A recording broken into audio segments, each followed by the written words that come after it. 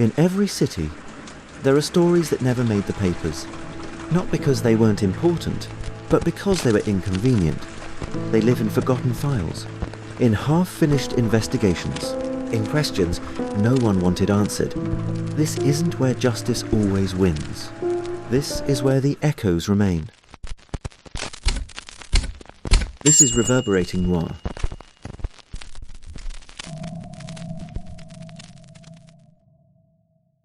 New Scotland Yard, the building that would house the Metropolitan Police. October the 2nd, 1888, a workman named Frederick Wildbourne descends into a vault beneath the rising walls. The vault is dark. It has been sealed for 3 months. He is not looking for anything. What Frederick Wildbourne found was not hidden. It was stored. There is a difference, and the difference is about intention. Before the vault, there was the river, or what the river leaves when it is done with something. September the 11th, 1888, a right arm and shoulder on the Pimlico mudflat. The Thames at low water, the thing sitting in the open where anyone walking the bank would eventually find it. Someone did. The arm was found on September the 11th. The record's first instinct was to produce an explanation that required no perpetrator. That instinct is worth keeping in view. The Times called it a medical student's prank. That is not editorializing, that is the documented institutional response. The arm was logged, and the logic that produced the logging was, this is not a murder, this is a disposal from a teaching hospital, this is the kind of thing that happens near the river. And then nothing was done. 17 days. September the 28th. Lambeth Road. A second arm. Not from a teaching hospital. Not a prank.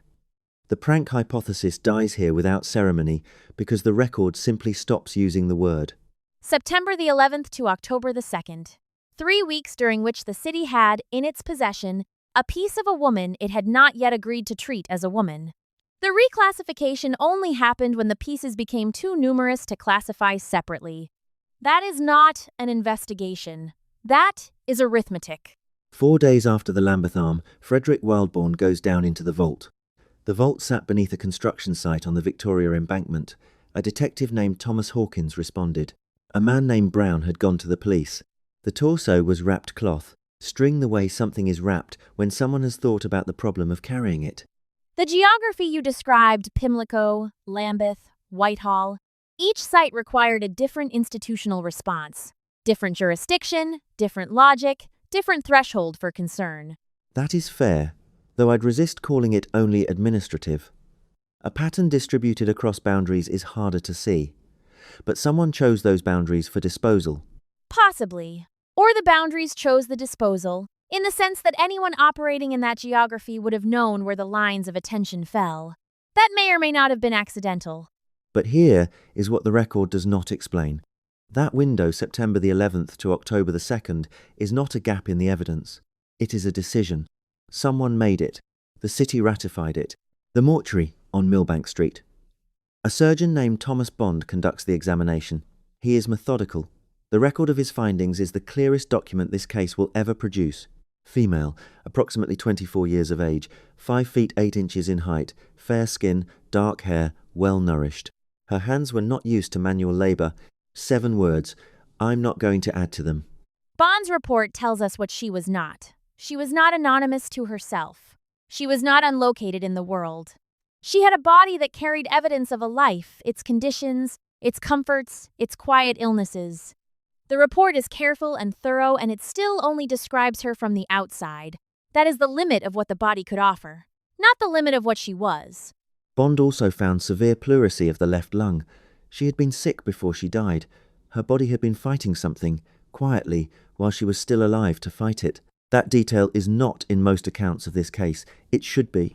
The uterus had been removed. Bond noted it. The record notes it. I am noting it here, and filing it, the way Bond filed it, as fact without interpretation. Bond found that the right arm had been tourniqueted before the dismemberment. The incisions were clean. He did not say surgeon. The record of what he said is careful anatomical knowledge, he called it, a familiarity with the body's structure. Anatomical knowledge. Bond's phrase does something careful. It describes a category of skill without naming a category of person. That restraint may be methodological. It may also be the point at which the investigation declined to follow something it could see. I want to be precise about something before we go further. Bond could determine her age, her height, the condition of her health, the manner of her dismemberment, but Bond could not determine cause of death. He suggested hemorrhage, or fainting his inference, not his finding. The most significant thing the body could not say: she had no head. Bond matched the torso to the arm using physical characteristics. Dr. Hibbert examined alongside him. The medical record is confident on this, but confidence about the parts does not produce a name. What the record suggests is that no one reported her missing. That is in the record. What is not in the record is why, and those are not the same gap. October the 8th. The inquest opens at Westminster under John Troutbeck. A man named Charles Chequet testifies. A man named Richard Lawrence testifies that he last accessed the vault on September the 29th. That date matters. We will come back to it. A detective inspector named Marshall examines the vault. He observes black stains on the floor. The record documents his observation. Black stains on a floor. Documented, not pursued. The act of observation, recorded and then left standing alone, is its own kind of document. It tells us someone looked. It does not tell us anyone followed the looking anywhere. The vault had been sealed for 3 months, locked, but the record shows not secured against access in any meaningful sense. Richard Lawrence last entered on September the 29th. That creates a window of at most 3 days for the deposit, but Bond had estimated death at 6 weeks to 2 months before October the 2nd. The window you described, September the 29th to October the 2nd, is 3 days. The window between death and deposit is weeks. The record accounts for the 3 days. It does not account for the weeks. We do not know what that place was. We know that no one appears to have looked for it in any way the documentation preserved. Those two facts sit next to each other without resolving. By October of 1888, the Metropolitan Police's Criminal Investigation Department was under a pressure that is difficult to describe without using the word everyone already knows. I'll use it once. The Whitechapel murders. He is in this story not as a character, but as a condition. I'd push back slightly there. Go on. He is a condition in the sense that he absorbs institutional attention. But treating him as only atmosphere flattens the choice that was made to separate these cases. Donald Swanson formally distinguished the Whitechapel murders from what the record called the Whitehall case. That distinction was correct on methodological grounds. It also meant no single resource was directed at the Whitehall pattern as a pattern. That is the more precise version. I'll take it. October the 17th. 15 days after the torso. A journalist named Jasper Waring is working a Spitzbergen dog along the embankment near the construction site. The dog finds the left leg. A journalist, with a dog, found a piece of this woman that the police had not found. October the 17th. A journalist's dog. I want to say that plainly without adding to it, because the plainness is what carries the weight. The question it leaves is simple. What was the search grid? The record does not answer that. The record may not have had an answer to give. The inquest concludes. John Troutbeck delivers the verdict. Found dead. Found dead is a verdict with no subject. Someone killed her, dismembered her, transported her, and deposited her beneath the building where the people responsible for finding those responsible would work. The official record produced a sentence with no actor. Grammar can be a policy decision. Nothing followed the verdict in any documented, active, investigative sense. The case remained open in the way a room remains open when everyone has left it. The detail everyone skips past is this. The Whitehall case was not the first. It was not the last. What it was, in retrospect, and retrospect is doing significant work here, is part of a series. The Rainham case. Elizabeth Jackson. Pinchin Street in 1889. Similar methodology. Same logic of disposal, the river, the concealed space, the body arriving in fragments. Same absence of victims in the sense that matters most. No name, no face, no prior report of anyone missing. The series became visible in retrospect. That means it was visible to whoever was inside it the entire time. The asymmetry of that is where I would locate whatever we want to call the central problem of these cases. Not a failure of evidence, a failure of frame. Elizabeth Jackson is the case that almost worked. She was identified. A man named John Faircloth was arrested and then cleared. For a period, there was a name, a suspect, a direction, and still nothing. What Jackson's case demonstrates is that identification was a necessary condition that was not sufficient. There was a name, there was an arrest, the machinery still stopped. If the Whitehall victim had been identified, we cannot say with confidence that the outcome would have been different. That is a harder thing to sit with than it sounds. The Pinchin Street torso, discovered in September of 1889 by a police constable named William Pennett, the police noted a possible connection to the Whitehall case. They put it in the record. What followed that notation, what action it prompted the documentation, does not make clear. The notation exists and the investigation of the notation does not. That structure repeats across this case and the case is adjacent to it. Something is seen, it is written down. And the writing down becomes the end of the action rather than the beginning of it. I need to be precise about what comes next and about what kind of evidence it rests on. Lucy Worsley and Sarah Bax Horton, working from a digital newspaper database, identified a man named James Crick, a bargeman, a Thames worker. Their hypothesis is modern. It is explicitly circumstantial. It has not been forensically established. A bargeman. Someone whose working life was organized around moving things along water, through gaps in the city's attention, between one bank and another. The hypothesis fits the geography in a way that is worth sitting with without treating as a conclusion. What Worsley and Bax Horton found is a shape that aligns. Alignment is not causation. It is what we have. October 1889. Crick makes a threat to a woman named Sarah Warburton. He tells her, and I'm going to use his language here, as it was recorded that he had settled other women who ended up found in the Thames. He was convicted. He was imprisoned. During his incarceration, the cases that fit this pattern stop. After his release, there is one possible instance the evidence is thin, and then nothing further that can be attributed to this series. Crick died in 1907. He told Sarah Warburton what he had done, in language that was specific about method and outcome, and the record preserved that language, and no one connected it to these cases while he was alive and answerable. That is the particular texture of this case. Not that there were no witnesses. That the witnesses and the questions were never placed in the same room. As far as the surviving record shows, no one asked him about this. The record as it stands contains no interview, no interrogation, no documented moment in which anyone placed these cases in front of him and required him to answer. He died, and the question he might have answered went with him.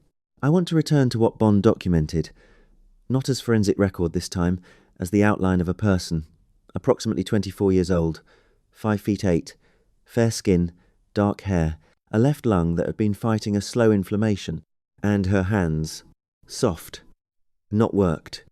2-7. Bond's report is, in a precise sense, the only place she exists in the record as a physical person rather than a category. 24 years old, 5 feet 8, the pleurisy in the left lung. Those details describe someone who was alive long enough for the body to accumulate a history. We have the history, we do not have her name. And the record was constructed in such a way that the name was the only part it did not try to recover. I am describing this woman from the outside of her life. I want to say that plainly because it is the only honest position available. The inside of her life, who she knew, what she did in the mornings, what name she answered to, was not recovered. It was not lost in the way that things get lost. It was absent from the beginning of the investigation because the only piece that could have given it back was never found. The head was not recovered in 1888. It will not be recovered now. That sentence does two things simultaneously. It describes an evidentiary fact, and it describes the permanent condition of this case. The possible discovery in Vauxhall in 1902. 14 years after the vault, the evidence is thin, as you said. What interests me about thin evidence is that it is still evidence. Something was found. Someone made a connection, however tentatively. And the connection was recorded, and then, again, left standing alone. The pattern of the investigation mirrors the pattern of the cases. Both of them end with a notation that goes nowhere. The building was completed. New Scotland Yard stood on the Victoria Embankment for decades, the Metropolitan Police's headquarters, the institutional centre of British criminal justice, the building Frederick Wildbourne had been helping to construct when he went down into the vault. She was in its foundation before any of it existed. The building was built over her. The city was built over the question. That is not metaphor. That is the literal sequence of events. The inquest verdict, found dead. The case status, unsolved. The official record of anyone reporting her missing before October the 2nd, 1888, as it has survived, none. Either no one knew she was gone, or no one who knew was in a position to say so. Both of those possibilities describe something about her life. You said both of those describe something about her life. I'd go slightly further. Both of them also describe something about the structure around her life. The conditions that determine whose absence gets reported, and by whom, and to a system that is or is not listening. That structure is not unique to 1888. It is just more visible here because the vault was so literal about it. Approximately 24 years old, dark hair, hands that had been spared, someone knew her in the morning, someone had heard her speak. The record does not contain that person. That absence is the shape this case actually has. If this is the kind of work you want more of cases examined as records, not as spectacles, follow Reverberating Noir wherever you listen and stay with us. We are building this archive one case at a time. She was 24. She was ill. She was someone before she was a category. The vault held what the river would not, and the building rose over both. The case is closed in the sense that no one is still looking. It is not closed in any sense that matters. Who noticed she was gone?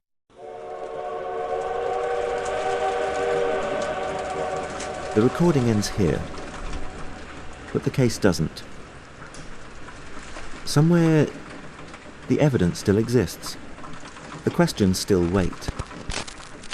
If this story stayed with you, if it followed you into the silence, subscribe to Reverberating Noir. Not for us, for the stories that refuse to disappear. Because as long as something doesn't make sense, the truth is still out there. And someone will find it. Until next time, keep listening to the dark.